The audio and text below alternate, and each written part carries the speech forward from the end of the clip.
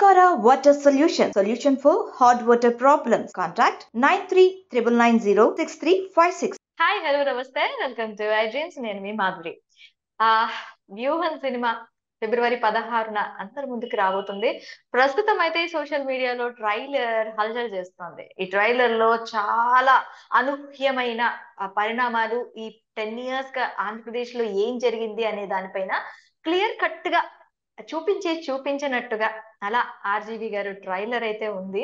So ఈ వ్యూహన్ cinema ఎలా ఉండబోతుంది, వ్యూహంలో నిజంగా వ్యూహాత్మకమైన అంచనాలు ఏవైనా ఉన్నాయా, అసలు ఆంధ్రాలో ఏం జరుగుతుంది అనేది మనకి 2 గంటల్లో చూపించారు ఆర్జీవి. దాని డీటెయిల్స్ ఏంటి అనేది మనకి చెప్పడానికి, అసలు వ్యూహం ట్రైలర్ గురించి మనకి ఈ రోజు చెప్పడానికి మనతో పాటు ఉన్నారు చింతా ప్రదీప్ గారు, వైఎస్ఆర్సీపీ యూకే కన్వీనర్. ఆయన అడిగి ట్రైలర్ గురించి తెలుసుకుందాం. నమస్తే సార్. నమస్తే మాధురి గారు అండ్ ఐ డ్రీమ్ ప్రేక్షకులకి నమస్కారాలు. ట్రైలర్ అది వ్యూహం ట్రైలర్ ఒక్కటే కాదండి. నాకు తెలిసి వ్యూహం శపథం సినిమాలో ఉన్న 2 ఈవెంట్స్ ని, అంటే 2 పోర్షన్స్ ని కలిపి ట్రైలర్ గా చేశారు అనుకుంటాను ఆర్జీవి గారు. So that's a trailer for both వ్యూహం అండ్ శపథం. ఓకే సార్, అసలు మనకి ముఖ్యంగా బాగా ఆకట్టుకునే అంశాలు ఏ ఉన్నాయంటే ఏం చెప్తారు వ్యూహం గురించి? ఇక్కడ కాన్సెప్ట్ చాలా ఇంపార్టెంట్ అమ్మా. అంటే ఎవరు సినిమా తీసినా ఎందుకు సినిమా తీస్తున్నాము, ఈజ్ ద పర్పస్ సర్వ్డ్, మనం అనుకున్నది మనం చెప్పగలిగామా అన్నది చాలా ఇంపార్టెంట్. ఇప్పుడు యాత్ర చూస్తే, యాత్ర అనేది ప్యూర్లీ జగన్మోహన్ రెడ్డి గారు ఎలా ఇబ్బందులు పడ్డారు, ఎలా ముఖ్యమంత్రిగా వారు ఎదిగారు, ఆ జర్నీ ఎలా ఉందన్నది యాత్ర. అందుకే టైటిల్ పేరు కూడా యాత్ర. సో ఎన్ని ఇబ్బందులు ఎదుర్కొని వారు ముఖ్యమంత్రి అయ్యారన్నది యాత్ర 2లో చూపించారు. కానీ వ్యూహం శపథం అనేది ఏంటంటే, వ్యూహం అనేది రాజకీయంగా ఎలాంటి వ్యూహాలు పన్నుతారు, ఎలా ఎత్తులకు పై ఎత్తులు వేస్తారు, ఎలా అపోనెంట్స్ ని ఓడించాలని చూస్తారు, అందులో భాగంగా ఎటువంటి అల్లర్లు సృష్టిస్తారు, ఎటువంటి అరాచకాలు సృష్టిస్తారు అన్నది ఇతివృత్తంగా చేసుకొని ఆర్జీవి గారు సినిమా తీశారని తెలిసిపోతుంది మనం ఆ ట్రైలర్ చూస్తే. అందులో ప్రధానంగా మనం చూస్తే 2 నిమిషాల 20 సెకండ్ల ట్రైలర్ లో దాదాపు 2 నిమిషాలు బాబు గారిని పోలిన మనిషి ఉంటారు. అది నిజంగా చంద్రబాబు గారా కాదా మనకు తెలియదు, కానీ బాబు గారిని పోలిన మనిషి ఉంటారు ఆ సినిమాలో. సో ప్రధానంగా వారు చెప్పేది ఏంటంటే, రామ్ గోపాల్ వర్మ గారి మైండ్ సెట్ ఏంటంటే, ఇప్పుడు అపోనెంట్ ఎంత స్ట్రాంగ్ గా ఉండి అతన్ని ఢీ కొడితేనే హీరోయిజం బయటకు వస్తుంది. ఇప్పుడు బ్రిటిష్ వాళ్ళు లేకపోతే గాంధీ గారు ఉండేవారా? గాంధీ గారు అంత పాపులర్ ఎందుకయ్యారు? బ్రిటిష్ వారు గాంధీ గారిని ఇన్సల్ట్ చేసి సౌత్ ఆఫ్రికాలో ట్రైన్ లో నుంచి దించేసి, తర్వాత వారు వచ్చేసి నేను ఉద్యమం స్టార్ట్ చేస్తానని లాయర్ వృత్తిని వదిలేసి స్వాతంత్ర ఉద్యమంలోకి దూకారు గాంధీ గారు. సో బ్రిటిష్ వారు లేకపోతే గాంధీ గారు ఉండరు. సో ఇప్పుడు చంద్రబాబు నాయుడు అనేవాడు, అంటే ఇన్ని దుర్మార్గాలు దురాగతాలు చేసే చంద్రబాబు నాయుడు అనేవాడు లేకపోతే జగన్మోహన్ రెడ్డి గారు అసలు ఫైట్ చేసినా కానీ దానికి అర్థం ఉండేది కాదు. అటువంటి నాయకుని ఢీకొట్టాడు కాబట్టి జగన్మోహన్ రెడ్డి గారు ఇంకా ఇంకా ఇంకా ఇంకా పవర్ఫుల్ అయ్యారు, స్ట్రాంగ్ అయ్యారు అని చెప్పేది అది రాము గారి స్టైల్. అందుకనే సినిమాలో, అంటే ట్రైలర్ లో 2 నిమిషాలు చంద్రబాబు నాయుడు ఉంటాడు, కానీ జగన్మోహన్ రెడ్డి గారి టైం తక్కువ అందులో చూపించింది. అంటే ఇది టార్గెటెడ్ గా చంద్రబాబు నాయుడు గారిని హీరోని చేయటమా? అంటే హీరో అన్నది ఏ విధంగా అనేది సినిమా చూస్తే తెలుస్తుంది. అదే రాము గారు అనేది ఆయన దృష్టిలో ఆయనే ప్రెస్ మీట్ అన్నారు, నాకు హీరో చంద్రబాబు నాయుడు గారు, ఐఎమ్ థ్యాంక్ఫుల్ టు లోకేష్ గారు అని చెప్పేసి వారే అన్నారు, నేనన్నాం కాదు. బట్ సినిమా చూస్తే తెలుస్తుంది ఇప్పుడు చంద్రబాబు నాయుడు గారు హీరోనా విలనా అనేది సినిమా చూస్తే తెలుస్తుంది. అండ్ ఒక్కొక్కరికి ఒక్కొక్క స్టైల్ ఉంటుంది స్టోరీ టెల్లింగ్ లో. అండ్ రాము గారి పంతా చాలా డిఫరెంట్ గా ఉంటుంది. అండ్ ఇప్పుడు ఈ 2 సినిమాలకు gap only like 2 weeks gap అయినా, అంటే యాత్ర 2కి అండ్ వ్యూహానికి ఆ తీసిన కాన్సెప్ట్ గానీ, ఆ తీసిన విధానం గానీ, ఆ టచ్ చేసిన సబ్జెక్ట్స్ గానీ చాలా చాలా డిఫరెంట్. ఇప్పుడు యాత్ర 2 ఎక్కడ ఆగిపోతుందంటే, జగన్మోహన్ రెడ్డి గారు ముఖ్యమంత్రిగా ప్రమాణ స్వీకారం చేసినప్పటికీ యాత్ర 2 ఆగిపోతుంది అంటే సినిమా. కానీ ఈ 5 ఏళ్లలో ఏం జరిగిందో కూడా శపథంలో చూపిస్తున్నారు ఆర్జీవి గారు.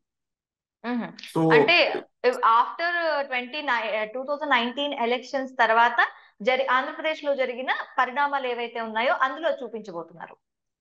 అంటే నాకు తెలిసి వ్యూహం అన్నది 2019 ఎలక్షన్స్ గెలిచే వరకు వ్యూహము, తర్వాత శపథం ఉంటుంది. ఓకే, 2019 నుంచి 24 ఎలక్షన్స్ అంటే ఆర్జీవి గారు ముఖ్యంగా థ్యాంక్స్ చెప్పింది చంద్రబాబు నాయుడు గారికి అండ్ లోకేష్ గారికి. మరి పవన్ కళ్యాణ్ గారు ఏమైపోయారండి? పవన్ కళ్యాణ్ చాలాసేపు ఉన్నాడు కదండి సినిమాలో. ట్రైలర్ లో ఉన్నారా? అంటే అసలు నాకు తెలిసి, అంటే నేను ప్రెస్ మీట్ చూశాను, నాకు తెలిసి ఆర్జీవి గారికి పవన్ కళ్యాణ్ చంద్రబాబు నాయుడు అంటే ఎక్కువ ఇష్టం అనుకుంటాను. అవునా? ఎందుకంటే వారి ఆర్జీవి పేర్లే గారు వారి పేర్లే ఎక్కువ తలుచుకున్నారు కాబట్టి. ఇది ఎందుకు ఓకే. చెప్తున్నానంటే చంద్రబాబు నాయుడు గారి ఫ్యాన్స్ ని, తెలుగుదేశం వాళ్ళని, అలాగే పవన్ కళ్యాణ్ ఫ్యాన్స్ ని, జనసేన వాళ్ళని కూడా ఈ సినిమా చూడమని నేను చెప్తున్నాను. ఎక్కడ ఓకే. అంటే ఆర్జీవి గారు స్టైల్ ఎలా ఉంటుందంటే విమర్శ సునిశ్చితంగా ఉండేలాగా చేస్తారు, కానీ మరీ ఓవర్ ద బోర్డ్ వెళ్ళి లైన్ దాటేలాగా వారు ఎప్పుడు సినిమాలు చేయరండి. ఇంత ముందు కూడా చేశారు. అంటే సినిమాకు ముందు వాళ్ళు ఆపోజిట్ వాళ్ళు ఇంత రచ్చరచ్చ చేస్తారు, కానీ లోపలికి వెళ్ళి చూసిన తర్వాత వాళ్ళని కూడా పొగుడతారు. నేను చెప్తున్నారు కదా, ఆయనకు Chandrababu Naidu garu is my main lead role ఈ సినిమాలో అన్న విధంగా వారు చెప్పారు. So okay. అనవసరంగా నారా లోకేష్ గారు వెళ్ళి కేసు వేసి అదేసి ఇదేసి ఊరికి హంగామా చేశారు. కానీ నిజంగా ఆ సినిమా డిసెంబర్ లో రిలీజ్ అయితే కూడా ఇంత బజ్ ఉండదేమో. ఇప్పుడు ఫిబ్రవరిలో రిలీజ్ చేస్తారు కాబట్టి ఇంకా ఎలక్షన్స్ 2 months ముందు అసలు చాలా బజ్ క్రియేట్ అయింది ఇప్పుడు. And we wish all the best for the movies, both the movies. అంటే నేను కూడా ట్రైలర్ చూసాను సార్. జగన్మోహన్ రెడ్డి గారు ఇది చేయడం ఏంటంటే మూవీస్ కోసం మూవీలో main the part English medium గురించి హైలైట్ చేయడం, దాంట్లో కూడాను మనకి లాల్ బహదూర్ శాస్త్రి గారిని ఎలివేట్ చేయడం, ఇదంతా కూడాను ఒక అంటే తను ఎంచుకున్న విధానాలు ఏవైతే ఉన్నాయో ఆఫ్టర్ 2019 ఎలక్షన్ తర్వాత జగన్మోహన్ రెడ్డి గారు ఏ ఎజెండాతో వెళ్లారు ప్రజల్లోకి, వాటిపైన చంద్రబాబు నాయుడు అండ్ కో ఎలా దానికి ఇది చేశారు అనే దానిపైన అయితే క్లియర్ కట్ గా తెలుస్తుంది. మరి ఈ మూవీ అనేది ఎలక్షన్స్ ముందు రావటం వల్ల దాని మీద ఎఫెక్ట్ ఏమైనా పడుతుందని మనం భావించవచ్చా? అది ప్రజలు డిసైడ్ చేస్తారండి. సినిమా రిలీజ్ అయిన తర్వాత అందులో నిజాలు ఎంత ఉన్నాయి, అబద్ధాలు ఎంత ఉన్నాయి అనేది ప్రజలు డిసైడ్ చేస్తారు. So it will be too early to say and we will leave it to the public. But definite గా ఇప్పుడు ఒకటండి, ఏ సినిమా మేకర్ అయినా, ఏ దర్శకుడైనా వాస్తవాలు అంటే బయోపిక్స్ చేసేటప్పుడు వాస్తవాలకి విరుద్ధంగా అసలు వాస్తవాలు జరగనేటివి చూపించారనుకోండి, అసలు జనాలు రెండో షోకి జనాలు కూడా ఉండరు. ఎందుకంటే ఇప్పుడు నాకు ఎవరైనా నచ్చుతారండి, నచ్చినంత మాత్రాన నేను అతన్ని హీరోగా చేసి మిగతా వాళ్ళని విలన్లను చేస్తే ఎవరు చూడరు. కానీ దర్శకత్వం చేయడంలో మన ఆర్జీవి గారు ఎంత దిట్టనో మనకు తెలుసు. సో వారికి తెలియంది కాదు. సో ఆర్జీవి గారికి he knows very well how to strike the right cards. అంటే ఏ తంతెను మనం మీటితే సంగీతం బాగా వస్తుందన్నది దర్శకత్వంలో వారు అందవేసిన చెయ్యి వారికి తెలుసు. So he knows everything. Like వాస్తవాలే చూపించారని నేను అనుకుంటున్నాను. నేను కొంచెం బిట్లు చూసాను అక్కడిక్కడ.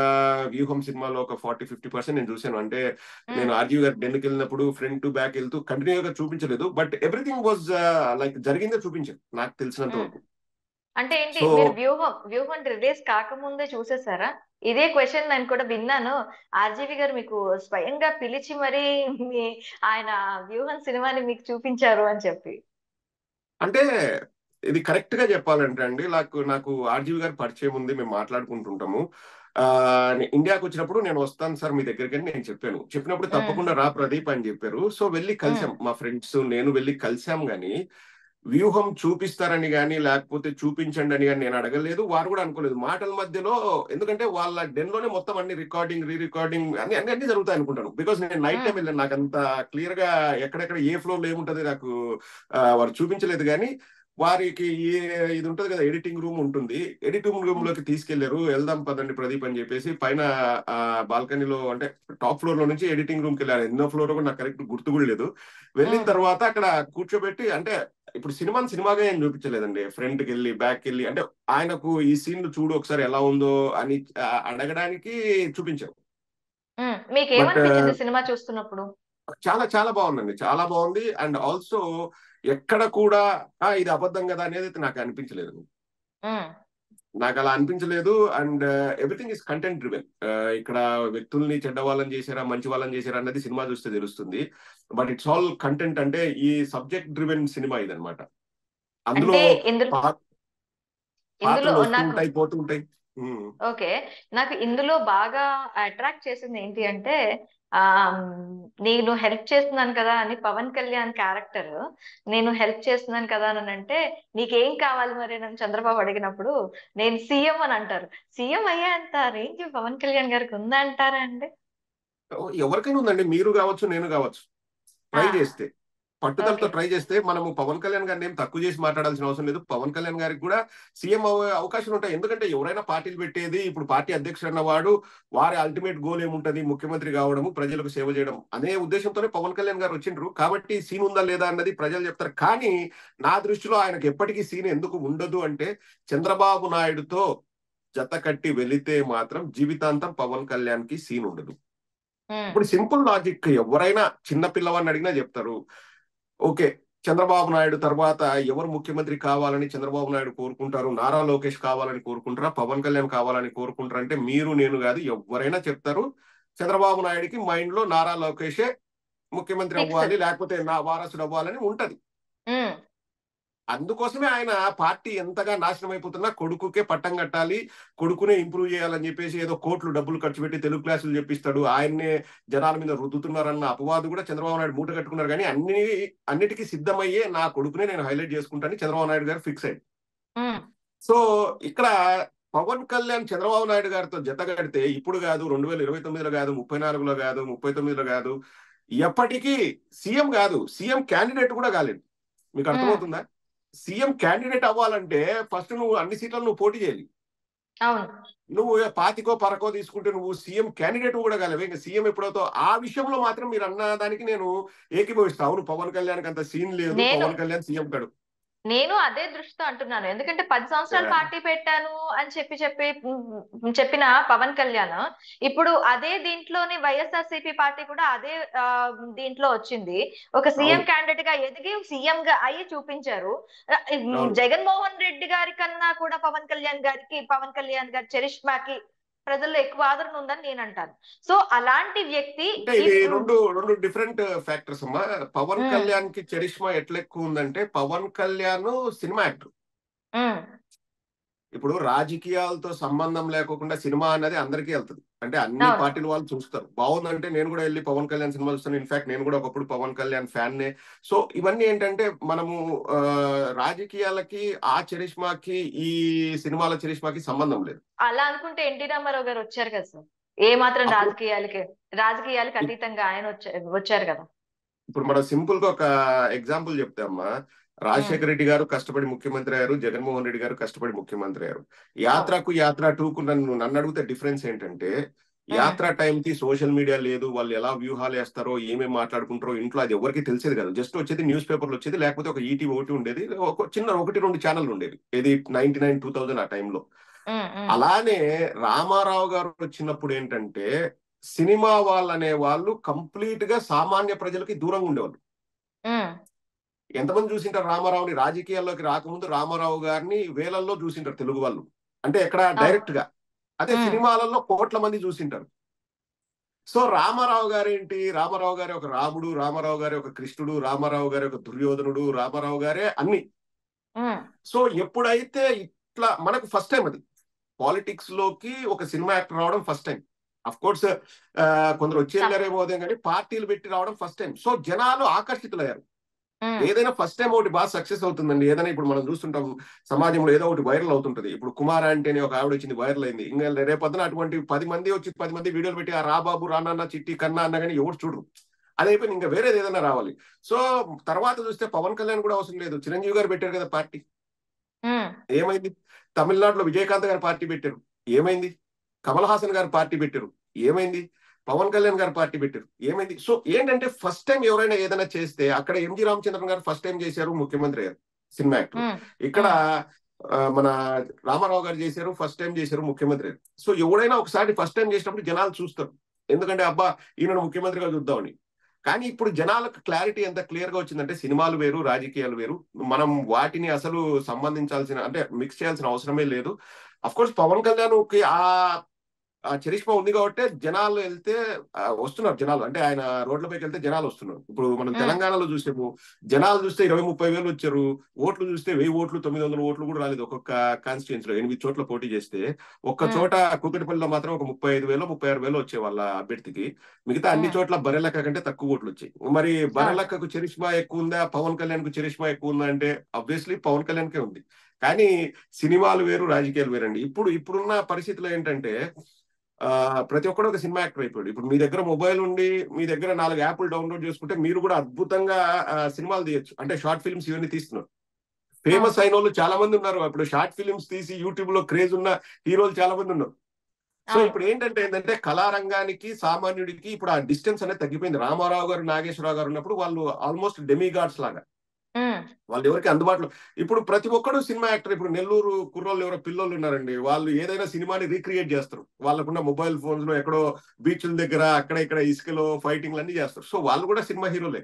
అట్లా ప్రతి ఒక్కడికి సినిమా హీరోలు ఏం చేస్తారని తెలుసు. ప్లస్ ఈ నెట్ఫ్లిక్స్, అమెజాన్ వచ్చిన దాని వల్ల మొత్తం ప్రపంచంలో ఉన్న సినిమాలన్నీ మీ ఇంట్లో ఉన్నాయి. సో ఆ సినిమాల ప్రభావం అఫ్ కోర్స్ యూత్ కి క్రేజ్ అయితే ఉంటది వాళ్ళు సినిమా హీరోలు అంటే, కానీ సమాజం మీద ప్రభావం అన్నది బాగా తగ్గిపోయిందండి. అది ఒక ఎంటర్టైన్మెంట్ కే అనేది ఫిక్స్ అయిపోయారు జనాలు. ఓకే, వ్యూహం గురించి చెప్పాలంటే ఇంకా ఏం చెప్తారు సార్? వ్యూహంలో నాకు ఇంట్రెస్టింగ్ గా నేను థియేటర్కి వెళ్ళి చూడాల్సింది, ఎవరో ఒక క్యాండిడేట్ ఉన్నాడు అబ్బా, అతన్ని ఎక్కడ ఫేస్ చూపించలేదు. ఫస్ట్ ఏం చేస్తాడు, ఏవో చిప్స్ ఏవో క్రష్ చేస్తాడు, రెండోసారి ఒక బత్తాయిని ఒలుస్తాడు, మూడోసారి పప్పు కలుపుతూ ఉంటాడు. ఆ క్యారెక్టర్ ఎవరు నాకు ఇంతవరకు అంతుపట్టట్లేదు, అంతు చిక్కట్లేదు. సో ఎవరు అనుకుంటున్నారు? ఏమో రామ్ గోపాల్ వర్మ గారు ఎవరిని మైండ్ లో పెట్టుకొని తీసారో ఏమో మనకు తెలియదు. నాకైతే వచ్చింది, నాకు ఐడియా వచ్చింది. కాకపోతే నేను కూడా సినిమాలో చూస్తా. ప్రతి ఒక్కరూ ఒక అంచనాలతో మనం ఉంటాము. కానీ ఇప్పుడు మనం ఏదైనా చెప్పేసి సినిమాలో అతను కాదు అంటే మనం అప్సెట్ అవుతాం కదా, అంటే మనం కూడా తప్పు చెప్పిన వాళ్ళం అవుతాం. అందుకే ఆర్జీవి గారి ఊహలు ఎలా ఉంటే మనం ప్రిడిక్ట్ చేయడం కష్టం. సో నేను అనేది ఏంటంటే థియేటర్కి వెళ్ళి చూస్తేనే ఆ క్యారెక్టర్ ఏమైనా రివీల్ చేస్తాడో. విలేకరులు అడిగిన ప్రశ్నకి రాము గారు ఇంట్రెస్టింగ్ సమాధానం చెప్తారు. నాకు ఆ వ్యక్తి దేవుడితో సమానం, దేవుడు కనిపించడు కదా, అందుకే అతను దేవుడితో సమానం నేను చూపించలేదు అన్నట్లు రాము గారు చెప్పారు ఇంటర్వ్యూలో. So will wait and see. But మీరు అన్నట్లు చదువు గురించి బాగా చెప్పారు అందులో. అండ్ ఆల్సో జగన్మోహన్ రెడ్డి గారు గెలిస్తే 10 ఏళ్ళు ఎవరు ఆయనను పక్కకి అంటే ఏమి చేయలేమన్నది కూడా అపోజిషన్ వాళ్ళు మాట్లాడిన దాని గురించి చెప్పారు. అండ్ ఆల్సో పుష్కరాల గురించి టచ్ చేశారు, జైలుకి వెళ్ళడం ఆ విషయం గురించి టచ్ చేశారు. పొంగనూరులో ఒక పోలీస్ కానిస్టేబుల్ గారికి కన్ను పోయింది తెలుగుదేశం అల్లరిమూకలు చేసిన పనికి, ఆ విషయాన్ని కూడా ప్రస్తావించారు. సో నాకు తెలిసి చాలా చాలా విషయాలు, అంటే సమకాలీన రాజకీయాలలో జరిగిన ఒక ఇంపార్టెంట్ ఇష్యూస్ అన్నిటి మీద కాంట్రవర్షియల్ అయినా కానీ వాటన్నిటిని కూడా రామ్ గోపాల్ వర్మ గారు టచ్ చేశారు. క్లియర్ గా ఆ ట్రైలర్ లో అది మనకు తెలుస్తుంది. ఏది వదిలిపెట్టలేదు, ఎందుకంటే 2 సినిమాలు కదా, పార్ట్ 1 పార్ట్ 2 వ్యూహం శపథము అన్ని ఇష్యూస్ ని టచ్ చేసినట్లున్నారు. అండ్ గుడ్ థింగ్ వచ్చేసి ఇప్పుడు సెన్సార్ క్లియరెన్స్ లు అన్ని అయిపోయాయి. సో ఏ అడ్డంకులు లేవు. 23వ తేదీ వ్యూహం రిలీజ్ అవుతుంది, 1వ తేదీ శపథం రిలీజ్ అవుతుంది. సో ఆర్జీవి గారికి, దాసరి కిరణ్ కుమార్ గారికి అండ్ హోల్ టీమ్ ఆఫ్ వ్యూహం అండ్ శపథం వారికి మన తరపున ఆల్ ద బెస్ట్ చెప్దాము. అండ్ చూసే ప్రేక్షకుడికి కూడా కావాల్సినంత ఎంటర్టైన్మెంట్ వస్తుంది ఆ సినిమాలు చూడడం వల్ల. అండ్ వాస్తవాలు మరిన్ని తెలుస్తాయని మనం ఆశిద్దాం. ఓకే సార్, మీరు ఖచ్చితంగా రామ్ గోపాల్ వర్మ గారి సినిమాలు అంటే పక్కగా అవి ఎంటర్టైన్మెంట్ బేస్డే ఉంటాయి. ఎందుకంటే ఆయన ఎంటర్టైన్మెంట్ కి పెద్ద పీట వేస్తారు. ప్రతి ఒక్క ప్రేక్షకుడు కూడాను ఆ ఎంటర్టైన్మెంట్ పొందుతాడని మేము కూడా అనుకుంటున్నాం. మరొక ఇంట్రెస్టింగ్ అంశంతో మేము ముందుకు వస్తాం. Stay with us.